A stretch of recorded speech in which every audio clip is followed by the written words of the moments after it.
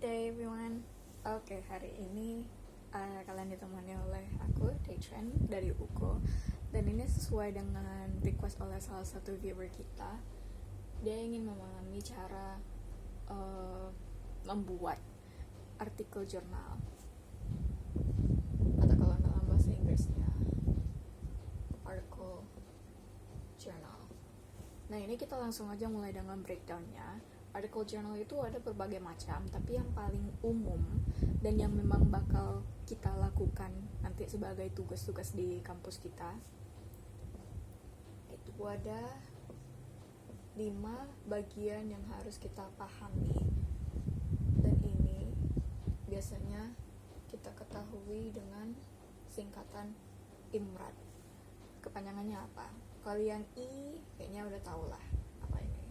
Introduction, pendahuluannya, sama kayak skripsi, sama kayak makalah, kita pasti ada bagian pendahuluannya.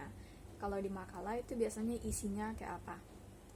Latar belakang, rumusan masalah, terus tujuan, manfaat, semacamnya lah kalau itu untuk dalam karya tulis ilmiah atau KTI yang biasa kita kenal. Kalau misalnya untuk article journal, ini lebih spesifik lagi.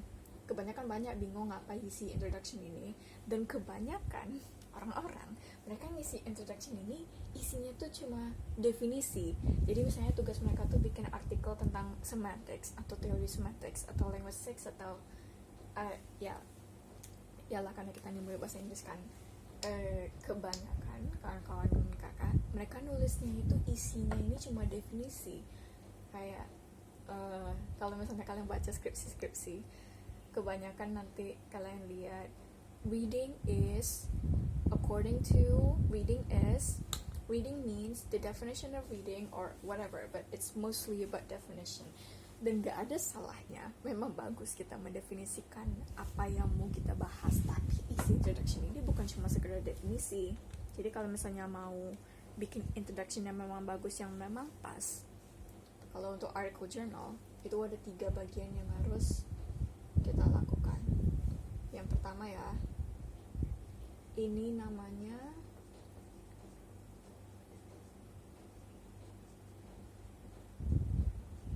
pardon my writing, soalnya kakak nggak biasa nulisnya kayak gini. Ini namanya kontekstualisasi. Dan ini maksudnya gimana? Article journal seperti yang sudah kita lihat contohnya gimana itu cara mencarinya semacamnya di video sebelumnya. Article journal ini hasil penelitian oleh yang sudah dilakukan oleh orang-orang. Sudah ada orang-orang peneliti-peneliti lain, tak dari kampus kita, tak dari kampus lain, dari negara lain apalagi, yang sudah mempublikasi tentang topik yang mau kita tulis, entah itu English reading, entah itu discourse analysis, atau bahkan yang enak mau tentang fact fiction aja bisa kita nulis risetnya gitu. Tapi yang penting yang harus kita pahami itu sudah ada orang lain yang sudah menulis article journal sebelum kita, dan kita harus mengkontekstualisasi, memberi konteks, memberi tempat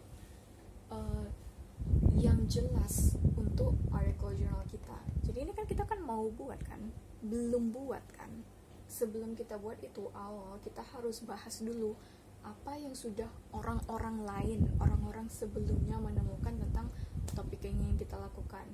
Jadi misalnya tentang semantics, udah ada peneliti sebelumnya, entahlah namanya, di tahun 2016 menemukan. Terus apa lagi? Yang paling terbaru, more recently, dia menemukan begini. Jadi ini mereka semua sudah menemukannya.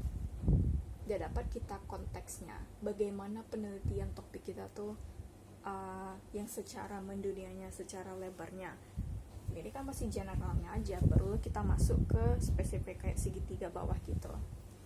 Biasanya author sebelumnya tahun 2016 dia udah menemukan X, sebelumnya sudah menemukan Y. Ada author lain yang menemukan X, ada author lain mereka menemukan Y, ada author lain mereka menemukan X dan Y. Apa lagi tuh yang mereka menemukan? Tapi ada semacam lubang kayak Z belum ada orang menelitinya gitu. Ini nih yang namanya kita sebutkan research gap, kayak semacam lubang di penelitian yang sudah dilakukan sedunia ini. Ada lubang-lubang yang belum dibuat oleh orang-orang. Lubang-lubang inilah dimana kita masuk, kita mau meneliti tentang ini. Misalnya penelitiannya tentang penggunaan online tools, entah Instagram, entah Kahoot atau apalah gitu. Kita lihat di penelitian-penelitian sebelumnya, mereka menelitinya itu cuma untuk anak-anak fisika, atau misalnya cuma untuk anak-anak di ekonomi, bisnis semacamnya gitu. Sepertinya, setidaknya yang setelah kita searching lah gitu di Google Scholar atau Learn Francis macamnya sumber-sumber gitu, kayaknya, karena kita nggak bisa pasti, kayaknya belum ada orang yang berusaha menelitinya di Indonesia dalam konteks yang spesifik untuk anak-anak universitas dan spesifik lagi untuk EFL students. Jadinya kan ada lubang itu kan, lubang inilah kita masuk research gap ini. Dan kita masuk ke sini, kita juga harus justifikasi kenapa kita mau masuk ke sini. Disitulah kita bikin paragraph contributions. Kontribusi penelitian kita nih apa? Orang sudah ketemu ini, sudah ketemu ini. Kontribusi kita bisa menambah pemahaman tentang bagaimana penelitian itu kalau dalam konteks Z atau A, B, C, entahlah. Pokoknya kita memberi kontribusi untuk research body-nya itu. Jadi kita bukan cuma sekedar lubang, ada banyak, kita milih yang ini. Kenapa nggak kita milih ini? Kenapa kita nggak milih ini? Ya kita harus justifikasi, kita harus ngasih alasan kenapa kita mau bikin ini.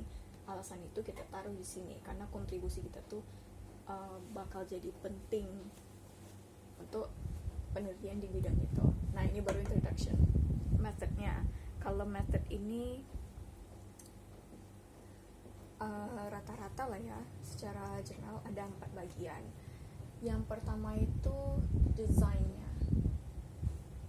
Desain ini cara penelitian kita. Pernah nggak dengar namanya riset kualitatif? Kualitatif dan riset kuantitatif. Kalau misalnya riset kalian data-datanya itu berupa angka-angka, pakai kuantitatif, ini biasanya pakai metode statistik. Misalnya kalian pernah baca skripsi, ada kayak mereka pakai pretest, post-test, terus ada market t-test, normalitas, homogenitas, semacamnya gitu. Itu tuh tes statistik itu. Nanti pas semester 6 kalian belajarnya. Dan itu namanya penelitian kuantitatif. Kalau kualitatif, ini kalau data-datanya itu yang pakai observasi, data-data yang kita lihat. Misalnya mau mengobservasi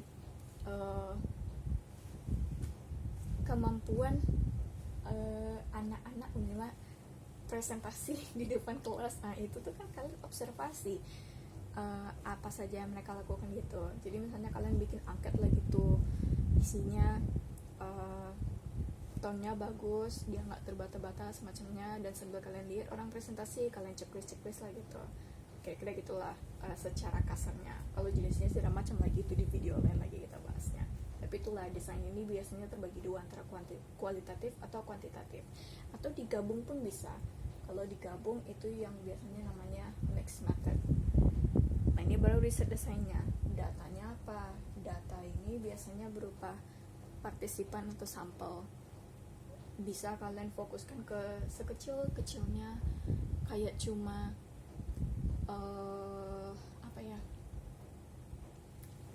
conversation analysis gitu, pengen analisis percakapan. Jadi data kalian itu percakapan orang-orang, antara satu orang dengan orang lain bercakap. Tapi itu tuh nggak bisa kalian sembarang pilih percakapan apa aja. Tentukan juga settingnya, percakapan di mana, misalnya khusus percakapan yang ada di kelas, atau khusus percakapan di courtroom, atau khusus percakapan antara trainer dengan atlet begitu. Nah, itu baru data dengan setting. Yang paling terakhir itu adalah penentuan data analisis. Ini data collectionnya gitu. Data collection ini yang data setting tadi itu kalian koleksinya pakai apa? Pakai survei, pakai angket, terserah banyak caranya. Nah, kalau data analisis ini nih, kalian juga harus tentukan di bagian method. Udah dapat data, ya kan? Udah kalian koleksi, terus data itu mau diapain, caranya apa? Dan nanti di video lain lagi jadi jelasin, karena panjang juga ini, dan cara analisisnya itu telah di sini di data analisis. Paling masing-masing ini 1-2 paragraf gitu. Introduction ini bagusnya 2 halaman. Ini palingan 1 halaman aja udah bisa ini. Data sudah dapat, datanya kalian analisis. Hasil analisis itu lagi, ini dia yang R itu results. Atau kadang-kadang orang membuatnya findings. Apa yang kalian temukan, disitulah kalian bahas. Dan kalian bahasnya itu kalau di bagian results and findings ini lebih ke kayak misalnya kayak contoh tadi, ingin meneliti tentang presentasi anak-anak FKIP gitu kalau di depan kelas. Misalnya kalau misalnya gesture 67%, atau mungkin ini artinya 18 orang lah gitu, mereka bagus. Kriteria lainnya misalnya cuma 40% bagus. Ini masih cuma apa? Data-datanya aja, hasilnya yang kalian dapat. Semua ini kalian bahasnya di analysis. Atau rata-rata biasanya orang menyebutnya rata-rata biasanya ini disamakan dengan D. Discussion. Kakak sih lumayan jarang melihat artikel di mana mereka memisahkan subheadingnya itu introduction, method, results, analysis, discussion. Biasanya ini disamakan. Bedanya itu cara melakukannya itu, results ini kan cuma koleksi hasilnya aja, apa yang kalian dapat. Analisisnya ini kalian ngasih misalnya kayak gini, ada tabel atau mungkin ada grafik. Kalian jelasin di paragraf bawahnya itu secara singkat apa maksud dari tabel dan grafik ini. Jadi ini udah selesai kan, yang semua ini udah kalian dapat datanya, analisis, kesimpulannya yang sedikit aja gitulah, kira-kira ini maksudnya apa, kira-kira ini maksudnya apa. Barulah kalian bahas di bagian diskusi ini bagian yang lumayan berat gitu, karena di sini selain analisis ini harus kalian perpanjang lagi apa maksudnya, dan kalian hubungkan dengan kontekstualisasi. Jadi misalnya kalian menemukan kalau gesture ini sampai 67% orang bagus, atau misalnya dengan kriteria lain 90% orang jelek semuanya. Sedangkan penelitian sebelumnya dia menemukan kalau yang kriteria ini semuanya orangnya bagus gitu. Jadi kalian membahasnya seperti penelitian ini menemukan bahwa dalam kategori ini murid-murid FKIP Unila kebanyakan jelek.